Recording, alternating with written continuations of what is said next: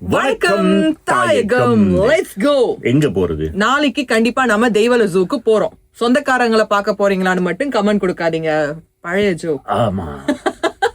சரி, ஓகே. ஜூக்கு ஏன் போறீங்க? நாளைக்கு கண்டிப்பா போகணும். ஒரு பெயர் சூட்டு விழா இருக்கு, தெரியுமா? பேர் சுட்டு போறீங்களா? இது ரொம்ப நாளைக்கு முன்னுக்கு 2 சிங்கக்குட்டிக்கு பேர் வைங்கன்னு சொல்லியிருந்தாங்க. அதுக்கு பேர் வைக்க முடியலையா? பேர் வச்சியே சோர் வச்சியாலாம் கேட்காதீங்க. பேர் வந்து செலக்ட் பண்ணிட்டாங்க. ஆபீஷியலா நாளைக்கு தான் அனௌன்ஸ் பண்ண போறாங்க. ஏன்னா நாளைக்கு தெய்வல ஜூக்கு 90 வயசு, தெரியுமா? 1936ஆம் ஆண்டு தொடங்கின ஜூ கிட்டத்தட்ட 23 ஏக்கர் பரப்பல இன்றைக்கு வரைக்கும் வந்து இலங்கையினுடைய முக்கியமான இடம் அப்படின்னு சொல்லக்கூடிய வகையில இருக்குது இந்த ஜூ. நிறைய விஷயங்கள் ஜூவுக்குள்ள இருக்கு. வேறு வேறு கருத்துக்கள் இருக்கலாம். ஆனால் ஜூவில் வந்து நாளைய தினம் 90வது ஆண்டு கொண்டாட்டம் அப்படின்றதால ஒரே கோலாகலம் தான் போங்க. கண்டிப்பா. ஏற்கனவே 2 சிங்கக்குட்டிகளுக்கு பேர் வைக்கக்கூடிய பெயர் சூட்டு விழாவோடு சேர்த்து கிட்டத்துல ஒரு நீர் யானை குட்டியும் பிறந்துச்சு இல்லையா? ஆமா, அதுக்கும் பேர் வைக்கிறதுக்கு கூப்பிட்டு இருக்காங்க. ஓகே, ஏற்கனவே சொன்ன சிங்கக்குட்டிக்கு நாளைக்கு பேர் சூட்டு விழா. இப்ப பிறந்த நீர் யானை குட்டிக்கு பேர் கேட்கும் விழா. ஆனா நம்ம 2 பேரும் போகும்போது ஸ்கூல் யூனிஃபார்ம்ல தான் போயாகணும். ஏன்னா இது பேக் டு ஸ்கூல் மாதிரி இருக்கும். இந்த நீர் யானை குட்டிக்கான பெயர் வைக்கிறதுக்கு ஒரு போட்டியை அரேஞ்ச் பண்ணிருக்காங்க. கனா இலங்கையில 18 வயதுக்குட்பட்ட பாடசாலை மாணவர்கள் மட்டும்தான் இந்த போட்டியில பங்கு பெற்றலாம். அவங்க இந்த போட்டியில பார்ட்டிசிபேட் பண்ணி அவங்க சொல்ற பேர் அந்த நீர் யானை குட்டிக்கு வச்சாங்கன்னு சொன்னா பரிசுகளும் கொடுக்க போறாங்க. முக்காவாசி பிள்ளைகள் இந்த கார்ட்டூன் பேர் எல்லாம் கொண்டு வந்து வைக்க போகுது. எது எப்படியோ, நீங்க ஏதாவது ஐடியால இருக்கிறீங்களா? எனக்கு கல்யாணி அப்படிங்கிற பேர் பிடிச்சிருக்கு. அது ஆம்பளை குட்டியா பொம்பளை குட்டியான்னு எப்படி உங்களுக்கு தெரியும்? ஆம்பளை குட்டியா இருந்தா கல்யாணி வைங்க, பொம்பளை குட்டியா இருந்தா கல்யாணின்னு வைங்க. ஆனா நல்லா இருக்கு கல்யாணி. ஏன்னா கல்யாணி பாட்டு ரொம்ப ட்ரெண்ட். இப்ப ஸ்ரேயா கோஷல் கூட சேர்ந்து பாடி இருக்காங்க. இந்த ஒரே மாவை வச்சு தோசை இட்லி ஊத்தப்பன்னு கொடுக்கற மாதிரி கல்யாணின்னு ஒரு பாட்டு ட்ரெண்ட் ஆனாலும் ட்ரெண்ட் ஆச்சு. அந்த பாட்டை மாத்தி மாத்தி கொடுத்துட்டே இருக்காங்கல்ல. நல்லா இருக்கு பாடல். வேணும்னா அந்த பாடலையும் கேட்கலாம் சக்தி எஃப்எம்ல. சரி, இதே நேரத்துல இன்னும் நிறைய விஷயங்களை பத்தி நாங்க பேசுறதுக்கு ரெடியா இருக்கிறோம். பொதுவா இந்த காலகட்டத்துல கொஞ்சம் இருங்க, நாளைக்கு போறதுன்னு முடிவு பண்ணிட்டோம். ஓகே, எதுல போக போறோம்? பஸ்ஸா, ட்ரெயினா, காரா, இல்ல நடராஜா சர்வீஸா? அத சொல்லி ஆகணும்ல. எதுல வேணாலும் போலாம். எதுல வேணாலும் போலாம். என்ன சும்மா கூட்டிட்டு போறாங்களா?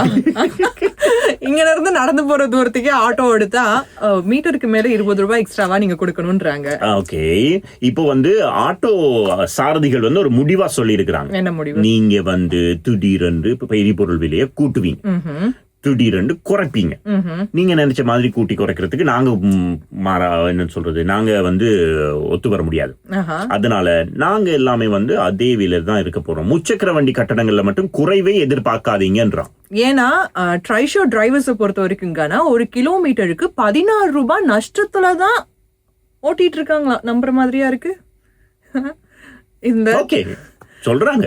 சரி, இந்த ட்ரைஷோ ஆட்களுக்கு ஒரு கைண்ட் ரிக்வெஸ்ட். நீங்களும் கஷ்டப்படுறீங்க, நாங்களும் கஷ்டப்படுறோம். அநியாயமான விலைக்கு தயவு செய்து ஆட்டோ ஓட்டாதீங்க. என்ன மீட்டரானு கேட்கும் போது மீட்டர் தான் ஏறுங்கன்னு சொல்லி ஏறி வண்டியை எடுத்த பிறகு எங்க மீட்டர் போடலன்னா, இல்ல மிஸ் மீட்டர் உடஞ்சு போச்சு, நீங்க வளமையா கொடுக்கற காசு கணக்கே கொடுங்கன்னு சொல்றது. வீட்டுக்கு போய் இறங்கினதுமே நம்ம போற தூரத்துக்கான காசு கேக்குறதுல ஓ வீடா பின்னுக்கு கண்டிப்பா காசு மரம் வச்சிருப்பாங்க போல இருக்குன்னு, இல்ல இந்த அமௌண்ட்டுக்கெல்லாம் நாங்க ஓடி வர மாட்டோம்னு சொன்னா வச்சுக்கிட்டா வஞ்சகம் பண்றோம். அதனால நீங்க ஏறுறீங்க, முதலே விசாரிச்சு பேரம் பேசி ஏறுங்க. ஏறின பிறகு சண்டை பிடிக்கிறத விட்டுட்டு. சரியா? இது ஒரு பக்கம் இருக்க, வர்ற 6ஆம் தேதியில இருந்து இப்போ பஸ் கட்டணங்கள் அதிகரிக்கிறது அப்படின்னு சொல்லிட்டாங்க. போச்சா? பஸ்ல போகலான்னு நினைக்கும் போது அங்கேயும் குறுக்க கௌஷிக் மாதிரி வந்தா எப்படி? இதுவும் அதே கதை தான். நீங்க கூட்டுவீங்க, குறைப்பீங்க. ஆனா நாங்க நீங்க என்னத்த குறைச்சாலும் கூட்டுவோம் அப்படின்னு சொல்லியிருக்கிறாங்க. ஏன்னா வருடம் பஸ் கட்டணங்கள் கூட்டுறதுக்கான அந்த ஒரு இது இருக்கு இல்லையா, ஒரு அறிக்கை, அந்த ஷெட்யூல்ல இந்த வருடம் கூட்டுறாங்க.